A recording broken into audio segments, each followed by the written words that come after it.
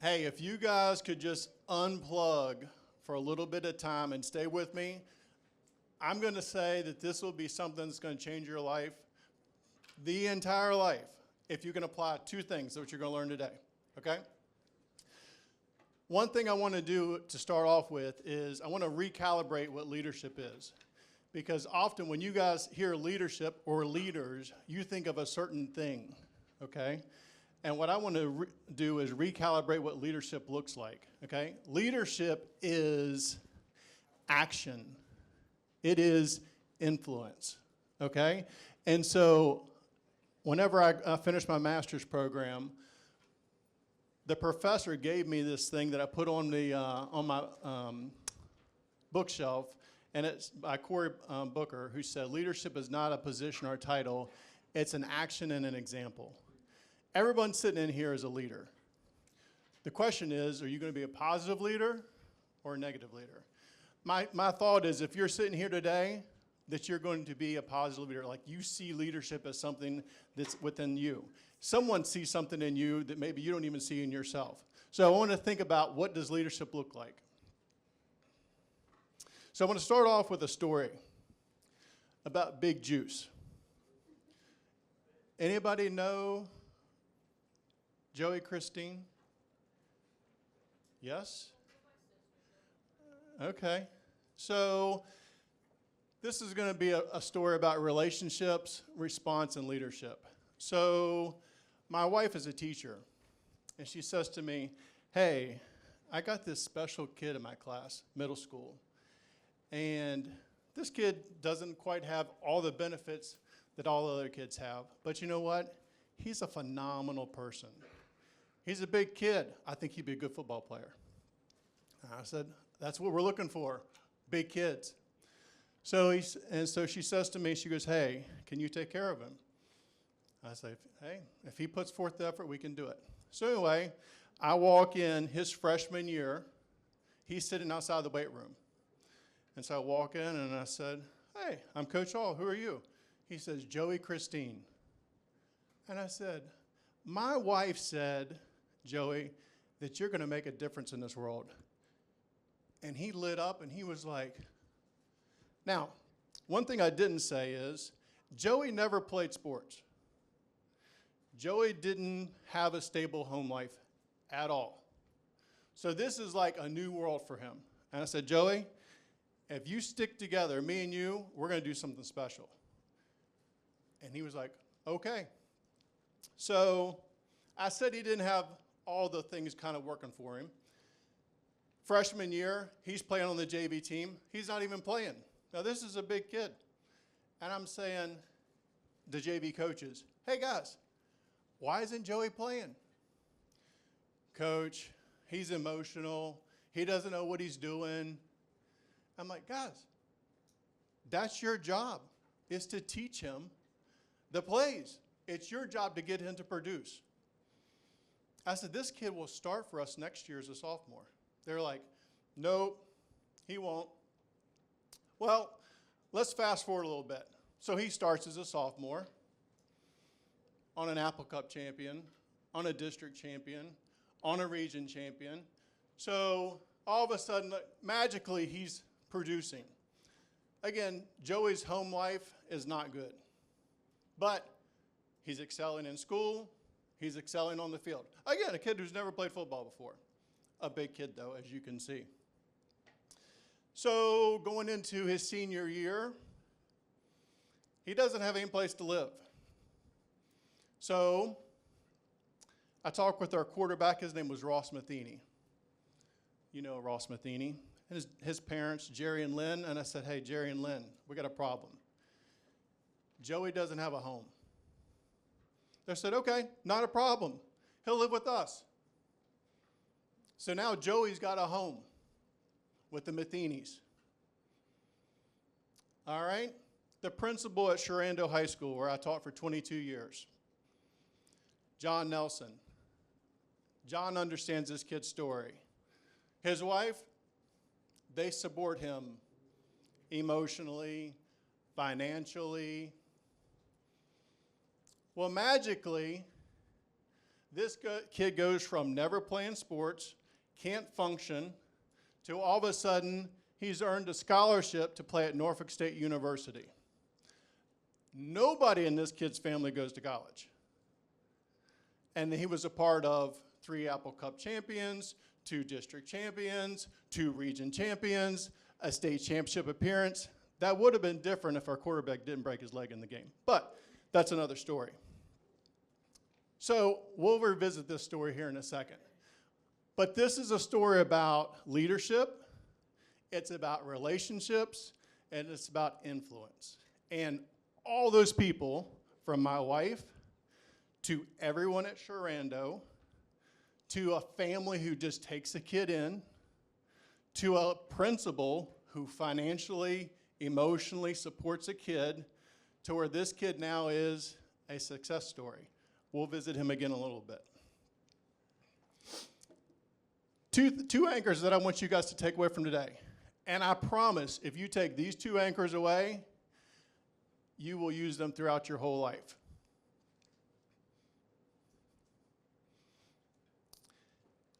E plus R equals O. Has anybody ever seen that equation?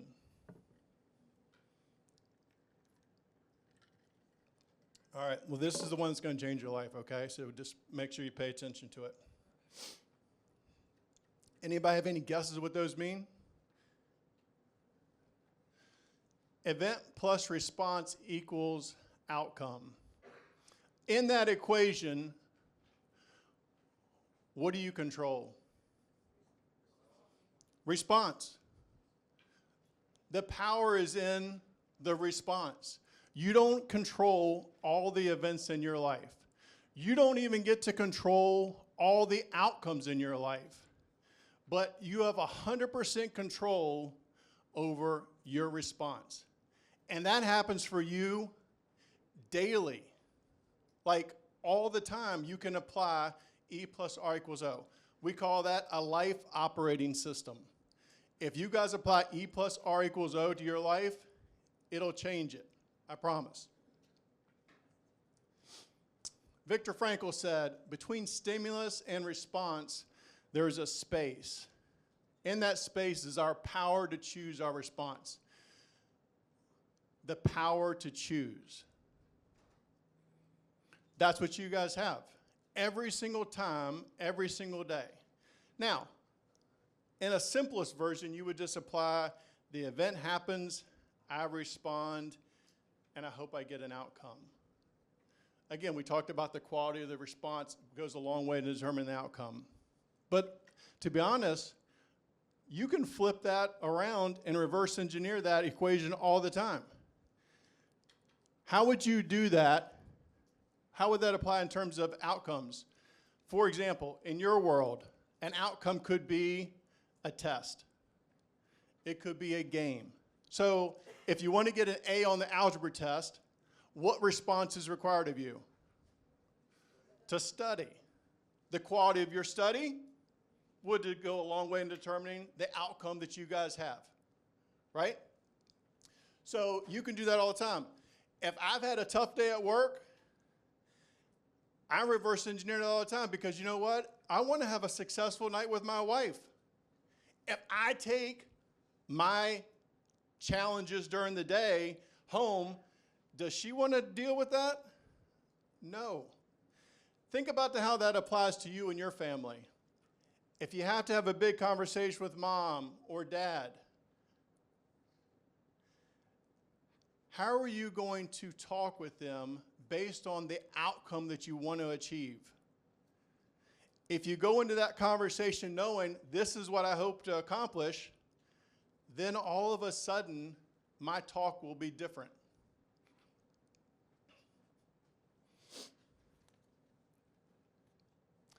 The locus of control is really just about focusing on things that you can control. And when you say the locus of control, it's really an internal belief that I can have a positive impact on things that are in my control. Are we all on the same page? And my response, if I have a positive response, anything above 0 Compounds. So when you guys take positive actions, those things compound over time. So let me get a couple things. Let me get back to my notes real quick so I don't miss anything for you guys.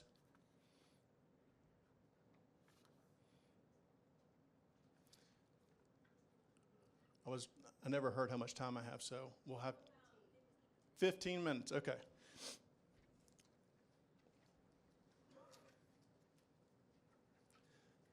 All right. So if E plus R equal O is how you respond, rep is how you're going to live. This is going to be in action for you. Okay? So if I said to you, how you repping, what would you think? What clothes are you wearing? Good. Who are you representing behind that? 100%. How you repping? What's that mean to you? How you would hold yourself. Okay? So as a big picture perspective, how you repping is, in a big picture, what reputation are you creating for yourself? How do you represent your school, your family? But more importantly, how do you represent yourself? Every single day, you are pouring in and building a resume for you. Every single day that happens. So how are you repping is how are you building your resume for who you are as a person, your name. Now, let's break that down. So in rep, the R stands for relationships, all right? And when I say relationships, what are you thinking?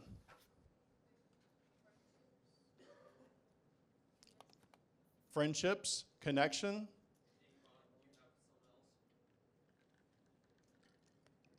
A bond you have with someone else. Yes, 100%. In leadership, where do relationships come in? Think back to the story with Joey. Big Juice. What was the key to his success?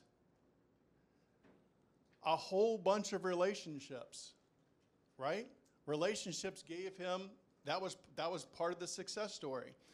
So there's two things with relationships.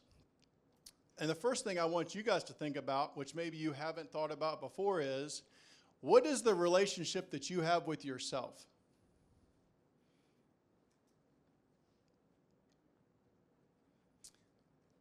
This bottom thing here, I say this to our coaches all the time. The best version of you has a profoundly different impact than the average version of you. When you're in your right headspace, when you're the best version of you, you come across and present way differently when you're the bad version of you. And the reality is this. Luckily, I threw this thing on. But that right there, 80% of what you consume on a phone has a negative impact on your mental health. 80. As a parent, would you give that to your kid? Having 2 kids myself. So you have to protect and guard against you. You have to have a positive relationship with you. You having a positive relationship with you allows you to have positive relationships with other people, and then that creates ripple effects across.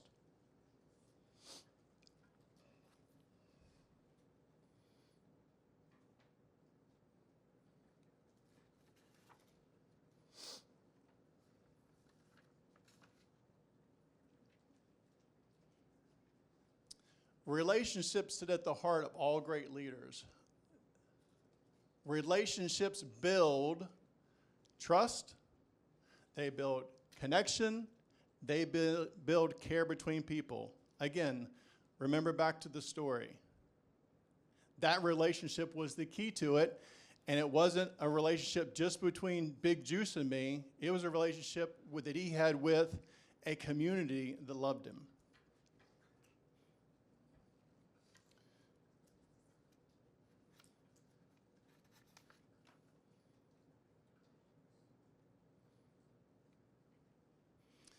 Dan Quinn said this whenever he took over for the Commanders. You can only coach somebody to the depth of your relationship with them. I talk with our coaches about this all the time. You can only get into a kid as much as your relationship allows that. Again, I can coach kids way harder if I have a relationship with them. If I have surface level relationship, then that means we're going to have surface level connection. How does that apply to you guys?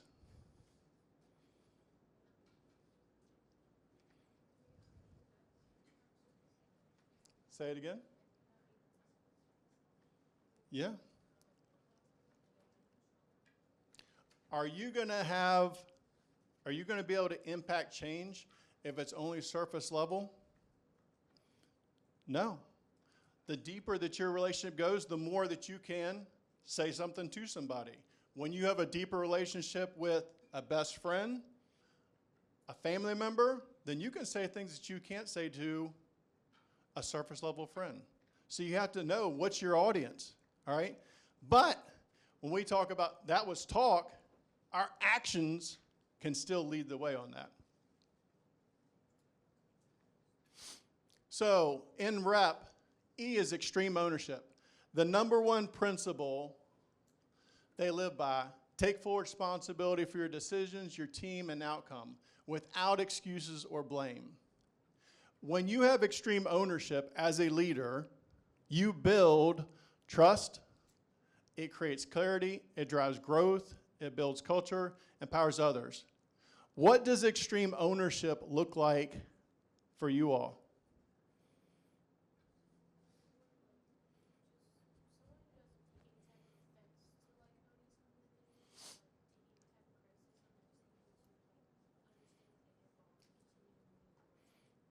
Taking feedback.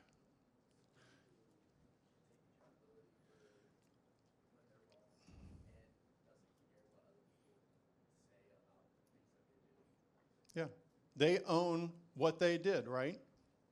So think about, let me just go through an example of, as a head football coach, post-game, let's say things don't go well for us. What's the paper going to say? They're going to want, what are the excuses for why you weren't successful? They want to know that, right? So as a head coach, as a leader, when they say, why didn't things go well tonight? My job is to own every bit of it, because as the head coach, it's my job to prepare kids to be successful. If that doesn't go right, it's my job to own it. What happens when I own all of that? It builds trust with your kids. And now all of a sudden these kids, they want to run through the wall for you because why? You're taking all the bullets. As a leader, when you're owning it, now all of a sudden, they're like, hey man, he's taking the bullets for us, and we're the ones that are throwing the interception, dropping the pass, missing the play, whatever that would be. So when you own it as a leader, you're building trust.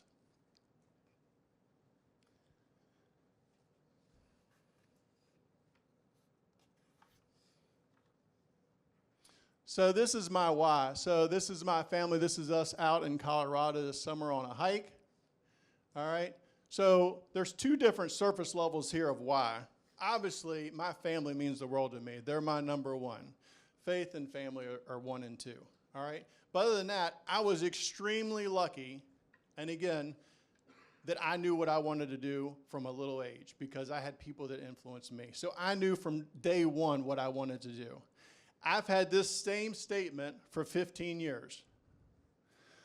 To make a positive difference for those I serve, encounter, and have a relationship with by creating a culture that inspires action, that is rooted in continuous growth, transformation, and the realization of potential. Again, the things that we've already talked about today are embedded into my why. It's about relationships, and it's about inspiring actions, because actions influence. I hope you guys take that away from today. Your actions have the ability to influence as a leader. And as you see, I've been doing E plus R equals O for 20 plus years. I apply it every single day of my life. So, purpose, the foundation for how you lead. This is how you lead, your purpose. It gives direction, sustains through adversity, inspires others, builds culture, aligns action, and impact. Without purpose, leadership becomes transactional. It's not transformational. Transformation means as a result of this, you're changing and growing for the better. Your why is the anchor that keeps you centered and the engine that drives your influence.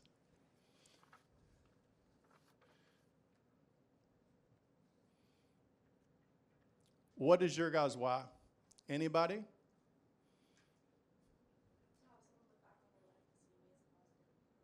To have somebody look back and see you as a positive influence. Beautiful. Somebody else, your why.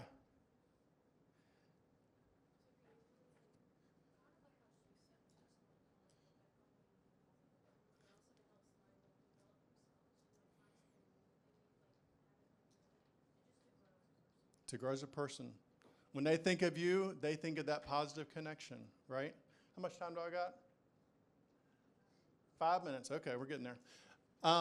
So I really think that's the biggest challenge that you guys have because you're changing daily, right? So like for you to have a why like mine, I don't know if that's even realistic.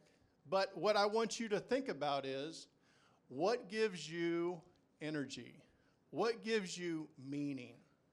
When you can start answering those questions, those things start driving what purpose is for you.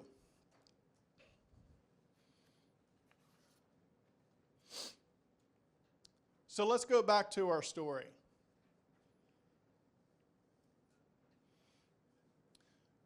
So as we said, Big Juice up in the top right, he earned a scholarship to Norfolk State University. Again, the first kid to ever go to college in his family, I can assure you. He graduated with a leadership degree and a construction degree.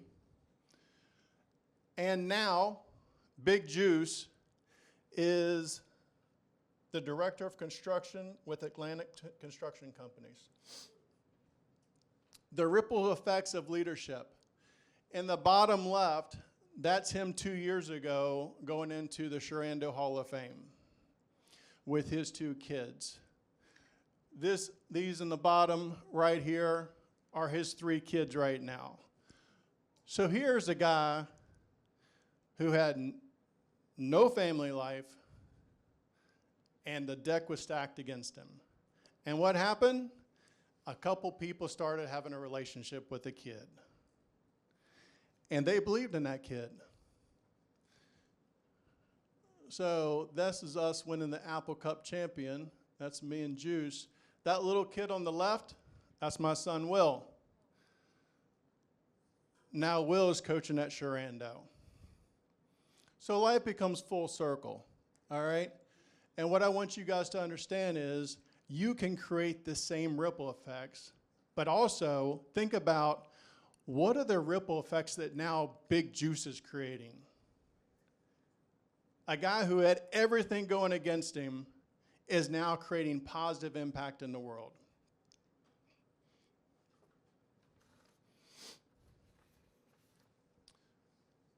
So you too can be the change. The very bottom of those, I just want you to take a minute or two while we have left before we close up to just put some thought into those bottom 3 or 4 questions.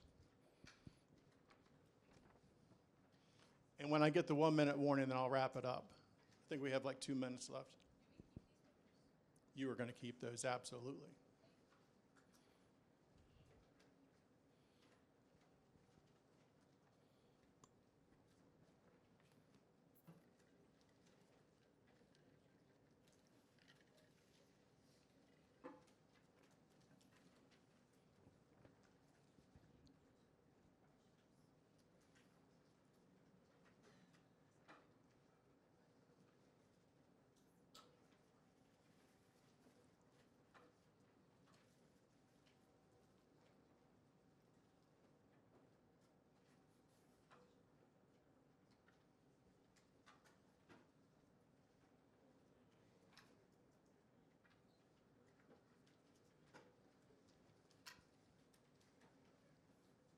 30 seconds, and we're going to wrap it up.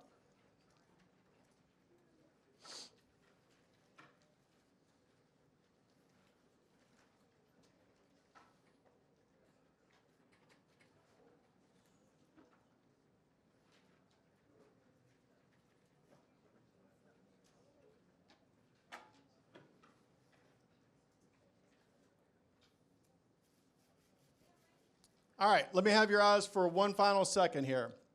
A couple of things that that I want you to leave with. Leadership isn't a title, it's an action, and actions create influence.